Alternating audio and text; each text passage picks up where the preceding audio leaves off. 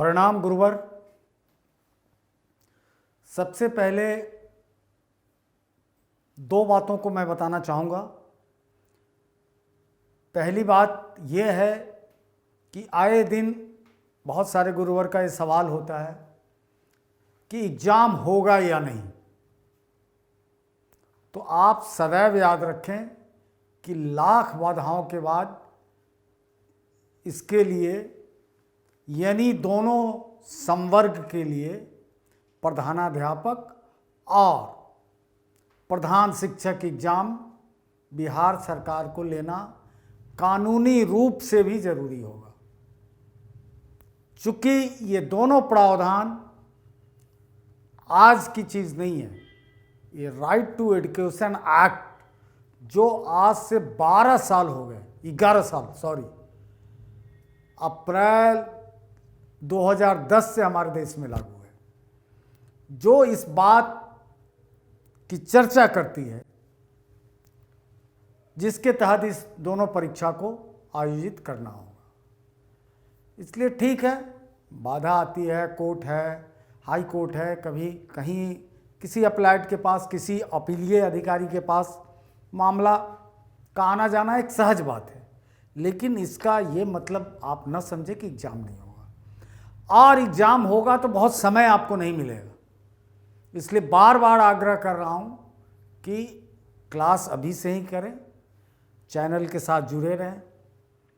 दूसरी बात ये कहना चाहता हूँ कि आप जल्दी से जल्दी किसी भी अपने माध्यम से व्हाट्सएप या ईमेल से अपना हम लोगों से संपर्क करें, ताकि इस चैनल पे अब आज से ही ढेर सारी चीज़ों के क्लासेस होंगे।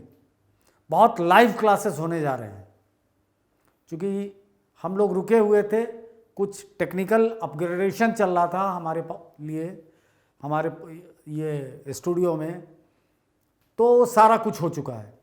उस हालत में ये होगा आपके साथ कि आप शिक्षक संवर्ग के हैं, आईएएस परीक्षा के लिए भी क्लास होगी, बीपीएससी के लिए भी होने जा रही है, और बहुत सारे एग्ज़ाम के लिए होने जा रही है।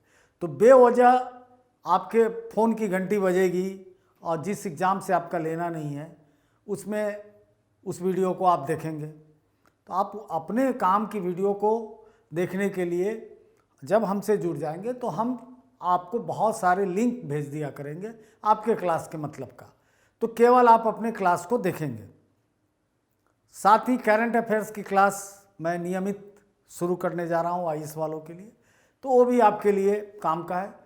तो ज़रूरत होगा तो आप उसे देखेंगे, यूट्यूब पे फ्री होगा, नहीं ज़रूरत होगा नहीं देखेंगे।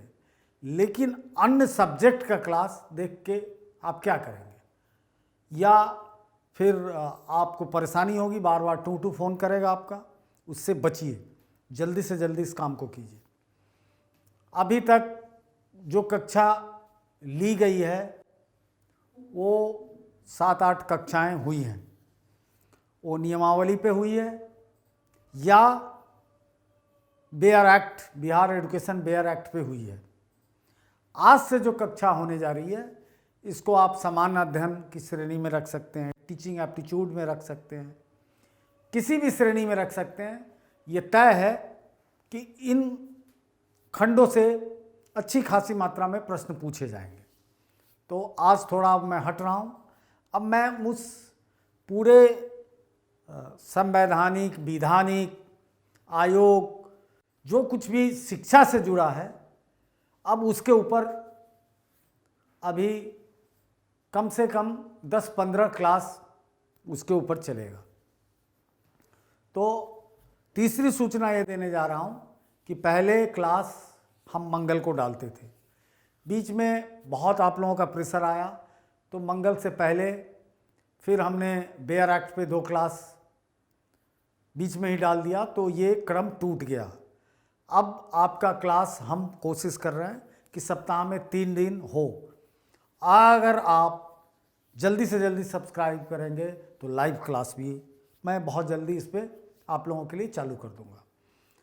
अब क्लास के फॉर्मेट को भी मैं चेंज करने जा रहा हूँ कि पहले टॉपिक को पढ़ाऊँगा, बाद में उसके ऊपर ऑब्जेक्टिव क्वेश्चन दूंगा। अभी ऑब्जेक्टिव क्वेश्चन के द्वारा हम डिस्क्रिप्शन समझा रहे थे, लेकिन अब ठीक उल्टा होगा, डिस्क्रिप्शन की बात होगी, बाद में ऑब्जेक्टिव क्वेश्चन आप जो लिंक भेजेंगे उस पर मैं भेज दूंगा कि इस टॉपिक से जुड़ा हुआ है, ऑब्जेक्टिव है।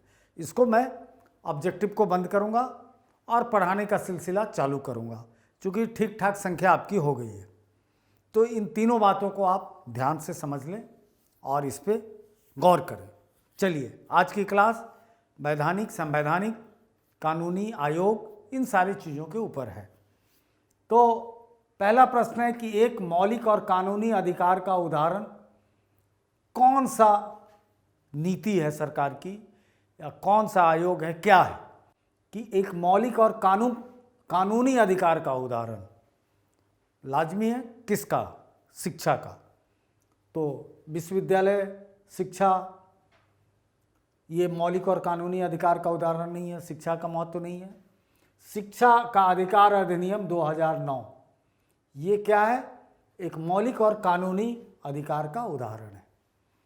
दूसरा है, चूंकि अब इसी संदर्भ में संविधान से सारी चीज़ों को लिया जा रहा है, तो मैं चाह रहा हूँ कि सारे एस्पेक्ट हो जाएं ताकि आपका जीके जीएस का प्रश्न ना छूटे। तो दूसरा है, डॉक्टर भीमराव अम्बेडकर ने भारत की संविधान सभा के लिए अंतिम संबोधन कब किया था? लास्ट अपना स्पीच या एड्रेस डॉक्टर अम्बेडकर ने संविधान सभा में कब दिया था? 25 नवंबर 1949, 20 नवंबर 1950, 26 जनवरी 1950, 24 जून 1948। तो अम्बेडकर का लास्ट स्पीच 25 नवंबर 1949 को हुआ था। बाबा साहब ने इस दिन अपना लास्ट स्पीच दिया था। नेक्स्ट, किसने शिक्षा के महत्व में यह बताया कि अशिक्षा राजनीतिक भागीदारी के निम्न स्तर और मांगों को व्यक्त करने में असमर्थता की ओर ले जाता है? तो भीमराव अंबेडकर, महात्मा गांधी, अमर्त्य सेन, रविन्द्रनाथ टैगोर। तो ये अमर्त्य सेन नोबेल पुरस्कार विजेता, इकोनॉमिक्स में मिला, लेकिन भारत के बारे में इनकी कई किताबें हैं जिसमें इन्होंने कहा कि शिक्षा के महत्व में यह बताया, शिक्षा के महत्व ने यह बताया कि अशिक्षा राजनीतिक भागीदारी को निम्न स्तर और मांगों को व्यक्त करने में असमर्थता की ओर ले जाता है। तो इससे आपको क्या पता चला कि शिक्षा कितना महत्वपूर्ण है?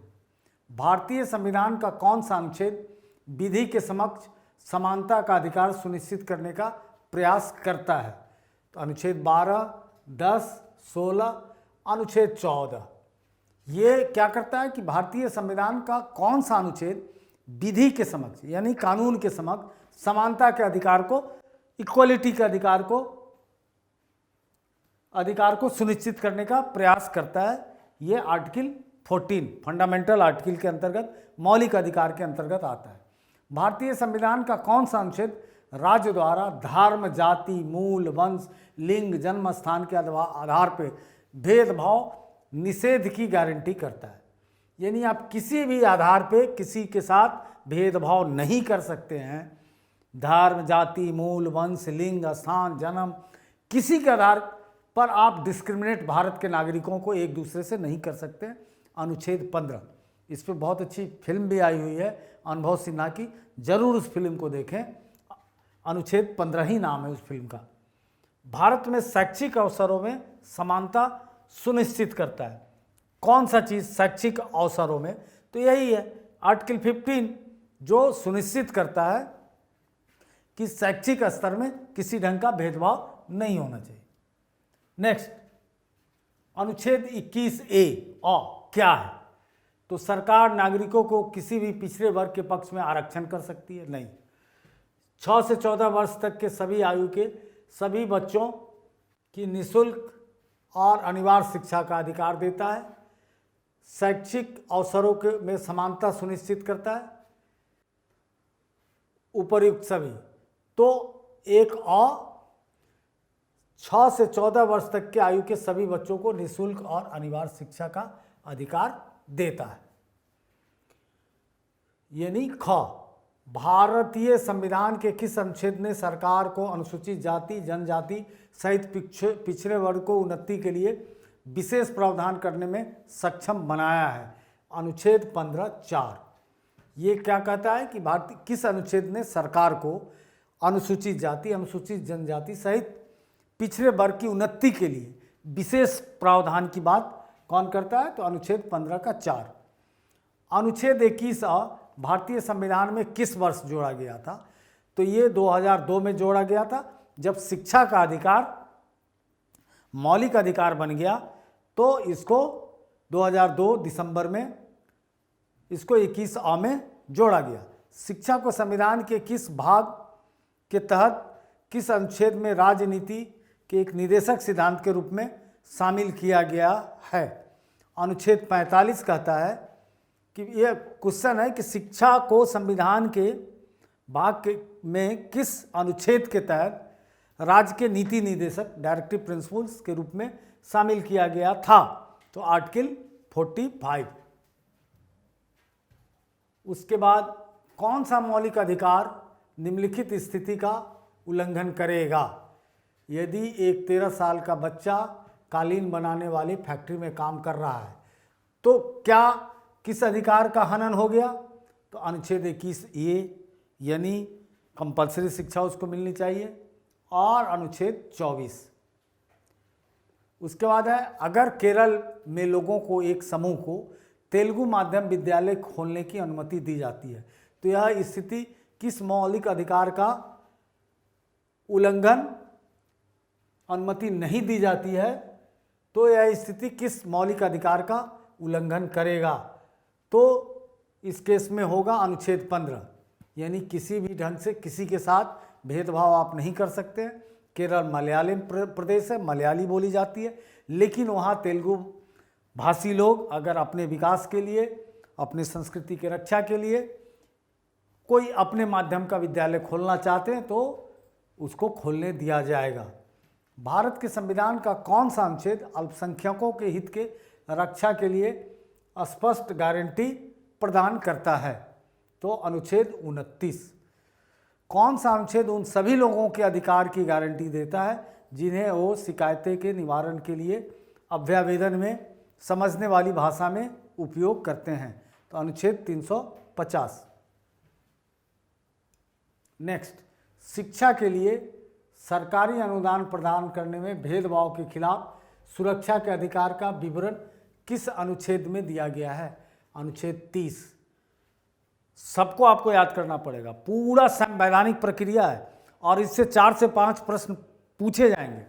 ये क्लास बताने से ज़्यादा याद करने वाला है कि किस अनुच्छेद के तहत क्या क्या है। इसका भी एक सिनॉप्सिस, एक नोट मैं आपको दे दूंगा अलग से। ये केवल मैं मॉडल बता रहा हूँ कि इस ढंग के प्रश्न पूछे जा सकते हैं। पूरे संवैधानिक, कानूनी, वैधानिक और आयोग क्या क्या कहता है उसका एक नमूना भर है। इस क्लास को इस रूप में आप समझें, क्योंकि इसमें पढ़ाने से ज़्यादा आपको प्रश्न की प्रकृति, प्रश्न के तेवर, इसको समझना है। संविधान के किस भाग में राज्य के नीति निर्देशक सिद्धांत अनुच्छेद 36 से 51 में शामिल है? यानी हमारे संविधान के किस भाग में डायरेक्टिव प्रिंसिपल को रखा गया है?